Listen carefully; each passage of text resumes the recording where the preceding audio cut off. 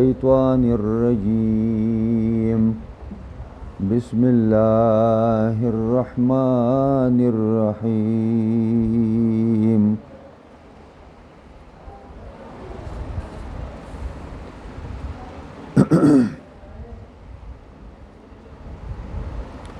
فما للذين كفروا قبلك مهطعين عن اليمين وعن الشمال عزين أيطمع كل امرئ منهم أن يدخل جنة نعيم كلا إنا خلقناهم مما يعلمون صدق الله العظيم. نبی اکرم صلی اللہ علیہ وسلم روایات د حدیث کې راځي چې کله به په حرم شریف کې د بیت الله شریف خواته بناستو او قرآن به خپلو ملګرو ته ویو نو مشرکان به داسې ډلې ډلې را روانو او دا سټونه به اوږده کړي وو او دا سترګې به یې داسې ایستلې وي او دا براله او د پیغمبر خدا نه به ارد گرد کېناستل او دا چغې سورې دا استهزاګانې دا خنداګانې او دا لوبې ټوکې دا به یې کولې او بیا به ویلي چې دا صهیب او عمار او عبدالله زین مسعود چې دا جنت ته ځي که نه د دې نه به مخکې خدای موږ جنت ته بوځي. دومره تکبر او دومره د الله تعالی بندگان په نظر کې سپک راوستل دا دغه مشرکانو روش او دا د هغې عادت نورو روایاتو کې مم دا لیدلي چې صحابه کرام به ناستو او قرآن به زوتو احادیث به زوتول په مکه معظمه کې نو مشرکان بدماشان به داسې تیر شو ویل چې دا بې تاجه باچیان دي تاج نشته نور باچیان دي او کله دا د جنت ټیکهداران او کله یو الزام او کله بل الزام او کله بل الزام. نو قرآن هغې ته اشاره کوي فما للذین کفروا پس څه شوي دي په کسانو باندې چې کافر دي قبلک مهطعین طرف ستا ته رامنډې وهونکي. مهطعین معنا دا ده چې په سرعت او په جلتۍ باندې رامنډې وهي دا سټونه اوږده کړي دي خبیثانو او دا سترګې داسې بوټي رایستلي دي په پیغمبر او د هغه په ملګرو باندې او عن الیمین و عن الشمال عزوین ښي طرف د جناب رسول الله ته او ګس طرف ته عزین ډلې ډلې ناست دي. عزین په معنا د جماعات ترجمه ده او بیا لا دا خبرې کوي چې دا دغه عبدالله زین مسعود او دا صهیب او عمار جنت ته ځي نو موږ به ترې مخکې ځو. ایطمع کل امرئ منهم ان یدخل جنة نعیم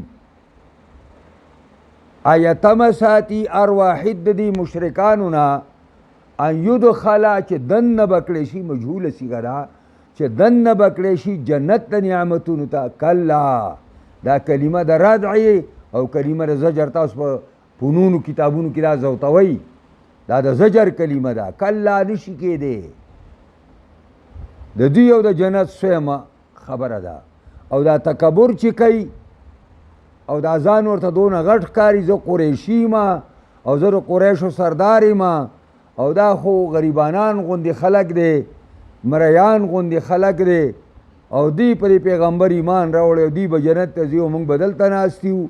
نو الله فرمایي انا خلقناهم مما یعلمون.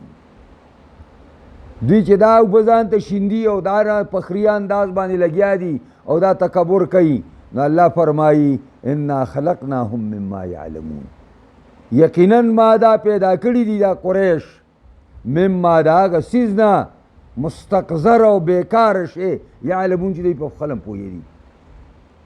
د یو ساس کې اوبو نه ما د دوی جوړ کړی دی چې دوی د هغې په څښاوالي او په بیکاروالي باندې په خپل هم پوهېدي او د هغه یو بیکاره ساس کې اوبو نه پیدا شوي دي او دی کم ځای ته راخپې اوچتوي او کم ځای پورې چې کم ځای دی تکبر روان دی او څنګه ورته د الله مخلوق او هغه غوره مخلوق په دنیا کې هغې دې ته په نظر کې سپک راځي. الله نه دی، الله وایي ما پیدا کړي د هغې نه چې دوی په خپله باندې پوهېدي. او دې وجې نه یو سړی وایي څنګه به یو سړی تکبر وکړي من کان اوله من و آخره منیة چې د چا ابتدا یو ساس کې رسخاو بوی او د چا انتها مرګ تی چې مړ شي او مسکین شي او فقیر شي او بلې اوچتوي او بلې لمبوي او بلې خښوي دې کې تکبر څنګه راغی؟ او بیا وایي هغه سړی داسې وایي چې ای متکبره یبن التراب و ماکول التراب غدن د خاورو زویا سار له د خاورو خوراکي یبن التراب و ماکول التراب غدن د خاورو زویا د خاورو خوړلی شوی سباله سبا دې خاورې خوري اکثر فانک اکثر لږه غوندې پرې خپل تکبر کې لږه لنډوالی وکړه فانک ماکول و مشروبي ته خو خوړلی شوی څکلی شوی ستا باره کې فیصله دا ده چې بله ورځ به نه یې. کاشکې چې په دې خبرو مونږ پوه شوې او کاشکې چې دا خلک په دې خبرو پوه شوې چې خپل حیثیت ورته معلوم شوې او بیا تکبر ورته خپل معلوم شوې. الله فرمایي فلا اقسم برب المشارق والمغارب انا لقادرون على ان نبدل خيرا منهم وما نحن بمسبوقين. دا الله زائد دی نو فلا اقسم ز قسم نخرم دا تاکید زائد برای تاکید دی یعنی خامخا قسم خرم. نو فلا اقسم زما دی قسمی ځکه د الله مونږه ترجمه نه کوه زائد دی. فلا اقسم زما دی قسمی الله وایي برب المشارق په هغې رب د مشرقونو باندې والمغارب او په رب د مغربونو باندې. او الله قسم په مشرق او په مغربونو مشرقونو د سره پاره خوري د دې خبر چې انا لقادرون یقینا خامخا منګه طاقت وریو علی ان نبدل خیرا منهم په دې خبره چې بدل کې راولو منګه ډېر بهتر مخلوق د دوی نه وما نحن بمسبوقین نه دي دوی منګ لره کمزوري کوونکي د دې کار نه منګ څوک عجز کولی نشي منګ رستو پاتې کولی نشي چې منګ د دوی بدل نکو. رب مسلق او خالق توایی نو مشارق جمع ده مشرق او مغارب جمع ده د مغرب. نو معنا دا ده چې ګڼ مشرقونه دي او ګڼ مغربونه دي. قرآن کریم کې رب المشرق والمغرب هم راغلی دی رب د مشرق او د مغرب یو مشرق او یو مغرب. او قرآن کې دا هم راغلی رب المشرقین و رب المغربین رب د دو مشرقونو او رب د دو مغربونو. دا درې آیاتونه دي او هر یو کې بدله خبره ده خو هیڅ فرق پکې نشته چې دا د نور راختلو دا سمت ټول یو مطلع حساب کې نو مشرق شو او دا د پریوتلو دا ټول سمت یو مغربي ساعت کې دا مغرب شو. او که د اوړي او د ژمي فرق پکې راولي چې اوړي کې نور دلته راخیږي او په ژمي کې هلته راخیږي او په اوړي کې نور هغه ځای کې پریوځي او په ژمي کې هلته پریوځي نو دو مشرقونه شو او دو مغربونه شو. او که د هرې ورځې مشرق ځان له او د هرې ورځې مغرب ځان له چې هره ورځ نور پریوځي نو دا په یو بدله نقطه کې پریوځي هره ورځ چې نور راخیږي په یو بدله نقطه کې راخیږي. په دې پوهېږئ که نه؟ نو په دې معنا باندې بیا چې څومره د کال ورځې دي نو دومره مشرقونه دي او دومره مغربونه دي. دا په اعتباراتو سره مشرقین او مغربین هم دي، مشرق او مغرب هم دي، او مشارق او مغارب هم دي. هیڅ تدافع په دې کې نشته. او په څه باندې الله تعالی قسم خوري؟ په مخلوق چې قسم خوري نو دا معنا ده دا ګواه دي. علا ان نبدل خیرا منهم، چې په بدل کې به راولو موږ ډېر غوره خلک د دوی نه. یعنې معنا دا ده چې دا قریشیان به د دې مخ د ځمکې نه موږ هټاو کړو او د دې په ځای باندې به نور خلک راولو. کله چې قریشیانو قرآن ته شا کړه او د پیغمبر خدا حت او سپکه شروع کړله، نو الله رب العزت د هغې په ځای باندې د اسلام د خدمت دپاره کما حقه خدمت هغه انصارو د مدینې وکړو. دا هم معنا ده دوی به ژوندي یا د دوی په ځای باندې به موږ نور خلک راولو. همغه انصار توري پر لاس وی ورپسې رالل، همدغه بدماشان دالته یې راګیر کړه او بدماشان بیا د جګړې په دای کې نو سلامي شو. وما نحن بمسبوقین، نه یو منګه چې کوم دی کمزوري کړی شوي. مسبوق دی ته وایي چې بل تی مخکې شي او رالاندې کولی نه شي. نو نه یو منګه بمسبوقین، دې وجې نه تاسو چې د لمونځ هغه مقتدیان شمارئ د امام چې دا مدرک دی او دا پکې چې کوم دی نو مسبوق دی. نو د مسبوق همدغه معنا ده چې د امام د مونځ څه بعضې حصې ترې نه مخکې تلي، رکات دوه رکاته ترې مخکې تلي. فذرهم، پس پرېږده دوی لره. پیغمبر خدا سلم ته الله وایي پرېږده دا مشرکان یخوضو چې دننه کېږي په خپلو باطلو کې. الخوض الدخول فی الباطل، د خوض معنا سره دننه کېدل په باطل. پرېږده چې دننه کېږي په خپلو باطلو کې. ویلعبو او لوبې کوي حتی یلاقو یومهم الذي یوعدون، حتی چې ملاو شي د ورځې خپلې هغې سره چې دوی سره یې وعده کېدې شوه. مکو چې داسې رواني حتی چې د قیامت د ورځې سره یې سر ولګي. یوم یخرجون من الاجداث سراعا، دا کومه ورځ ده؟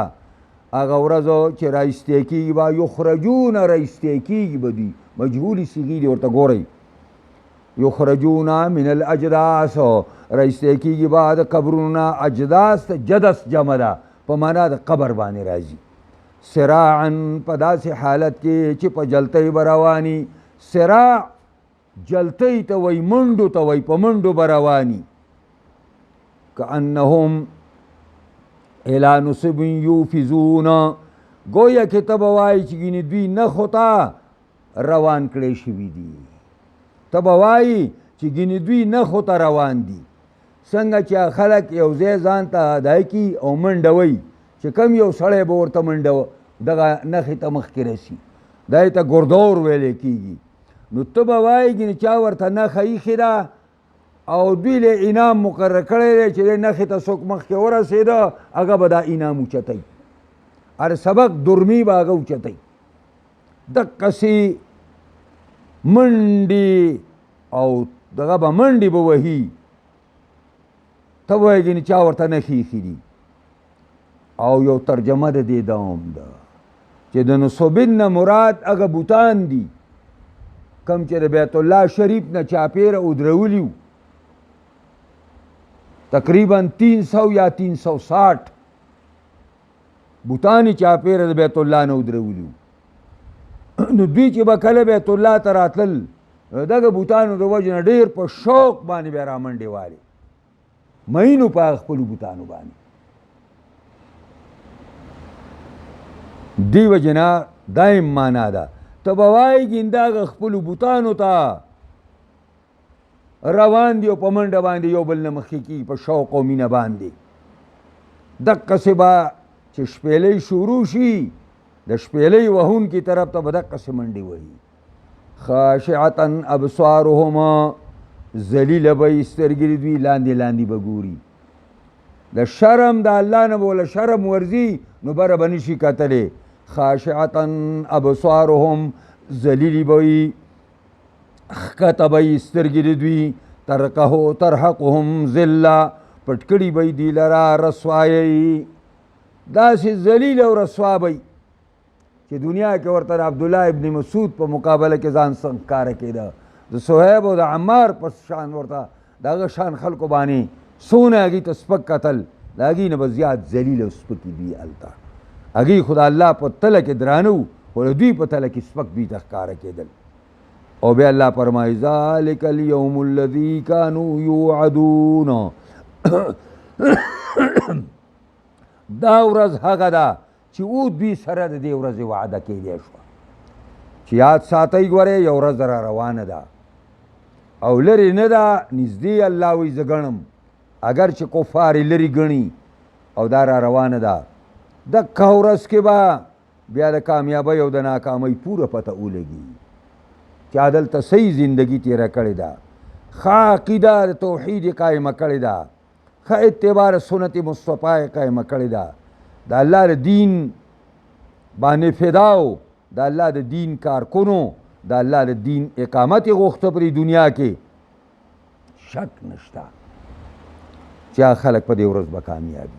او چې چا د الله او رسول مخاطبت کړی دی، شرک او کفر یې کړی دی، په بدعاتو کې ځان ملوث کړی دی، په فحاشۍ او عریانۍ کې ځان ورکړی دی، په باطل پرستۍ او په بېدینۍ کې ځان ورکړی دی، شک نشته چې دا خلک به کامل ناکامي ان شاء الله العزیز.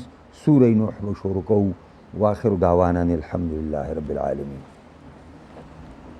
دعا وکړه یا الله موږ د قرآن په اسرارو، لطایفو، ترجمو، باریکو باندې پوهه کړي. دې سره سره الله موږ له په دې د کامل مکمل عمل کولو توفیق راکړي. قرآني نظام د شریعت نظام په تمام جهان خاص کر پاکستان کې راولي. دې له څوک کار کوي کامیابي کړي، څوک مخالفت کوي هدایت ورته وکړي، که بدقسمت یې تباهي کړي. الله زموږ ټولو په حالت باندې رحم وکړي. الله زموږ ټولو نه راضي شي. الله خاتمه زموږ ټولو په ایمان کړي. زموږ څونه مشران، زنانه نارینه، مشران کشران وفات شوي الله ټولو بخي. څونه د مسلمانانو بیماران ټول ته شفا کامله عاجله ورکړي. یا الله زموږ ټولو په حالت باندې رحم وکړي. یا الله زموږ ټولو په حالت باندې رحم وکړي. خدای پاک جامع تعلیم الاسلام مدني آباد کړي. دې کې څومره کمی دی الله د غیب د خزانو نه پوره کړي. د خپلو نیکانو صالحانو بندګانو زړونه د دې آبادولو، چلولو او قرضونو خلاصولو ته راواړئ. د دې قرضونو ذاتي قرضونو موږ خلاص کړي. یا الله دا زموږ د آخرت د نجات دپاره بهترین ذریعه وګرځوي. الله دې په وجه زموږ نه راضي شي. الله دې نه د دین چینې روانې کړي، د توحید او سنت چینې روانې کړي. الله د دینه جید علما، محققین علما، خدا ترس علما پیدا کړي الله رب العزت. د هغوی په ذریعه باندې په دې دنیا کې د اسلام وار راولي، د اسلام غلبه راولي، او د هغوی په لاسونو باندې الله د کفر ماڼۍ ونړوي. الله زموږ ټولو په حالت باندې رحم وکړي. الله زموږ ټولو په حالت باندې رحم وکړي. الله زموږ ټولو نه راضي شي. خاتمه زموږ ټولو په ایمان کې. اللهم ربنا آتنا فی الدنیا حسنه وفي الآخرة حسنه وقنا عذاب النار. وصلى الله تبارك وتعالى على خير خلقه محمد وآله وأصحابه وأهل بيته أجمعين.